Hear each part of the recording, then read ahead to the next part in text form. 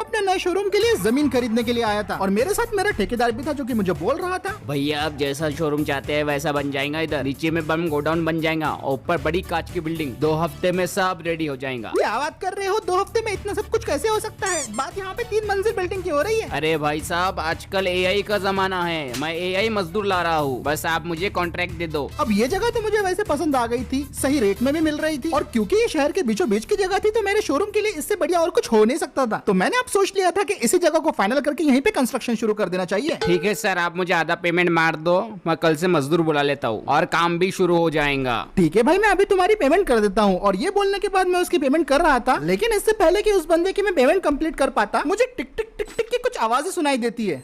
साहब हमको आवाज सुने आ रहा है। आवाज तो मुझे भी आ रही है। क्या तुमने घड़ी पहनी है? नहीं साहब, लेकिन ये आवाज घड़ी की नहीं बल्कि एक नेट की थी जो कि किसी ने अपने फेंक दिया था।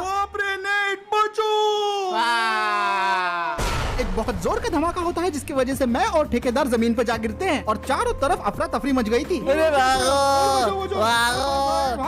शुक्र है इस ब्लास्ट में मुझे चोटें नहीं लगी थी, लेकिन मेरा ठेकेदार जो मैं साथ में लेके आया था वो बेचारा मारा गया था। और जैसे ही मैं खड़े होकर ऊपर देखता हूँ तो मुझे दिखाई देता है कि बिल्डिंग के ऊपर कुछ गैंग मेंबर्स खड़े हुए थे जिन लोगों ने मुझे चारों तरफ से घेर लिया था। ये लोग पूरी तरीके से हथियारों से लैस थे और इससे पहले कि मैं कुछ कर पाता उनमें से एक बंदा मुझे बोलने लगता है, तू तो गया ब्लू। और बस इतना बोल के वो लोग सारे मुझ पर गोले चलाना शुरू कर देते हैं। मारो साले को, आज बचना नहीं चाहिए। भाग रे।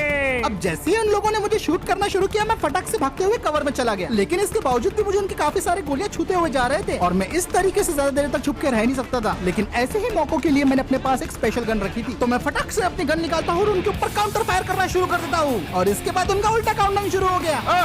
मेरी बसली, मेरी बसली। मैं एक एक करके सारे बंदों का टेक डाउन करने लगा और मेरा निशाना तो एकदम सटीक था।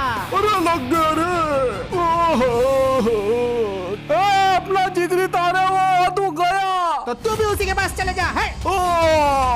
अब ऐसे ही एक एक करके मैंने ऑलमोस्ट सारे बंदों को ठिकाने लगा दिया था और देख के तो लग रहा था कि शायद अब माहौल पूरी तरीके से सेफ है, लेकिन मैं ये बिल्कुल भी नहीं जानता था कि मेरे पीछे असल में कितने बंदे लगे हुए हैं और क्या पता कि और कितने बंदे मुझ पे हमला करने के लिए आ जाए। इसलिए मैं फटक से वहाँ से भागने लगता हूँ और फेंसिंग को क्रॉस करके मैं सीधा अपनी गाड़ी के पास पहुंच जाता हूँ और अपनी गाड़ी के अंदर बैठ के उसे स्टार्ट करता हूँ और पूरी रफ्तार से मैं अपनी गाड़ी को लेकर वहाँ से निकल पड़ता हूँ। अब मैं थोड़ी दूर आ गया था और मुझे ऐसा लग रहा था कि उन लोगों ने मेरा पीछा छोड़ दिया है, लेकिन वो कहते हैं ना पुलिस और गुंडे आसानी से पीछा नहीं छोड़ते। 3 जेड ब्लैक इनोवा ने मेरा पीछा करना शुरू कर दिया था। मैं तो इनसे बचने की हर मुमकिन कोशिश कर रहा था, लेकिन ये लोग तो मुझ पे गोले चला रहे थे।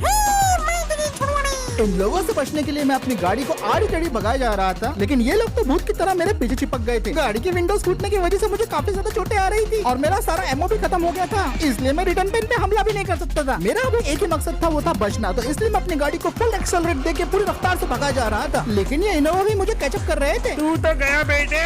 अब थोड़ी देर में सामने एक मोड़ आने वाला था और इन लोगों से पीछे छुड़ाने के लिए मेरे पास एक आइडिया था। मैंने काफी तेज रफ्तार से अपनी गाड़ी को मोड़ा, लेकिन वो इनोवा वाला अपनी गाड़ी को मोड़ नहीं पाया और उसे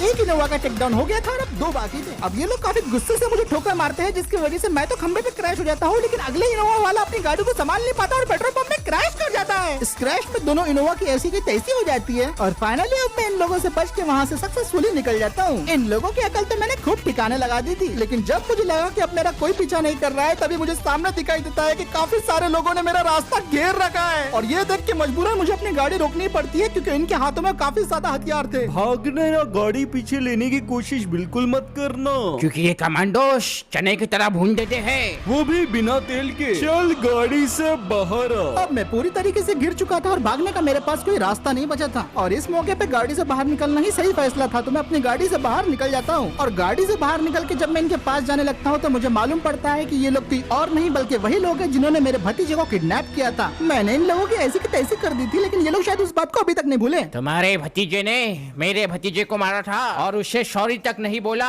और तूने हमारे घर में आके हमारे ही लोगों को मारा। क्या सोचा था बचकर निकल जाएगा? इसकी सजा मिलेगी। आज तेरा किस्सा खत्म होने वाला है। अब उन लोगों की ये बातें सुन के मैं बोलने लगता हूँ कि क्या हम इस चीज को किसी और तरीके से सुलझा नहीं सकते? नहीं, खून का बदला खून। तूने मेरे आदमियों को मारा, अब मेरे आदमी तुझे मार देंगे, हिसाब बराबर, क्योंकि जान के बदले जान। और बस हम लोग झगड़ों में गाड़ा नहीं देते। अब सुनो कमांडोस, मेरे 3 गिनते ही इसके बॉडी पे गोला भिंडा देना कमांडोस। मेरे पास अब बचने का कोई रास्ता नहीं था, तो मैं अपनी फेट को एक्सेप्ट कर लेता हूँ कि जो होगा देखा जाएगा। तुम लोग को गोला चलाना है, चलाओ, खत्म कर दो, हमेशा के लिए किस्सा खत्म कर दो।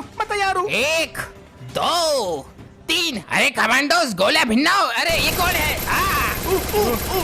मारो मारो अरे पत्थरे नहीं अब मुझे काफी गोलियों की आवाज आ रही थी और ऐसा लग रहा था कि उन लोगों ने मुझे गोलियों से छन्नी कर दिया। लेकिन हैरानी की बात तो ये थी कि मुझे दर्द बिल्कुल भी नहीं हो रहा था और जब मैं अपनी आंखें खोल के देखता हूँ तो मुझे अपने सामने एक अलग ही मंजर दिखाई देता है। मैं देखता हूँ कि वो गैंग के सारे मेंबर्स और सोल्जर सारे के सारे मारे जा चुके हैं। ये कैसे हुआ कब हुआ मुझे इस बात का कोई आइडिया नहीं था। जो मुझे मारने आए थे वो खुद ही इनके लग गए। लेकिन फिर जब मैं थोड़ा सामने देखता हूँ तो मुझे वो दिखाई देता है जिसकी मुझे उम्मीद नहीं थी। इन सब लोगों को ठिकाने लगाने वाला कोई और नहीं बल्कि मावेश द डॉन और उसकी गैंग थी। इस बात पे यकीन करना मुश्किल था कि मेरी जान किसी और ने नहीं बल्कि मावेश द डॉन ने बचाई है। लेकिन इसके पीछे मावेश का क्या इरादा है ये मैं बिल्कुल भी नहीं जानता था। अगर आप लोगों को याद ना हो तो मैं बता दूं कि मावेश द डॉन वही बंदा है जिसने मुझे पास्ट में काफी ज्यादा परेशान किया है। मैंने तो इसे ऑलमोस्ट मार भी दिया था लेकिन ये मेरी ही गलती की वजह से वापस आ गया। अरे क्या रे मूसा, लगता है गलत लोगों से भिड़ने का शौक है तुझे। कसम से मावेश भाई मैंने इनका कुछ नहीं किया। यही लोग मेरे जान के दुश्मन बने बैठे हैं। पहले मेरे भतीजे को किडनैप किया और फिर उसके बाद अरे जानता हूँ रे, इसलिए तो तुझे बचाने आया। आपका बहुत बहुत शुक्रिया मावेश भाई, आपका ये मुझ पे एहसान रहा। चल अगर तू ऐसा ही मांगता है तो इस एहसान को तुझे कभी ना कभी तो चुकाना पड़ेगा ना।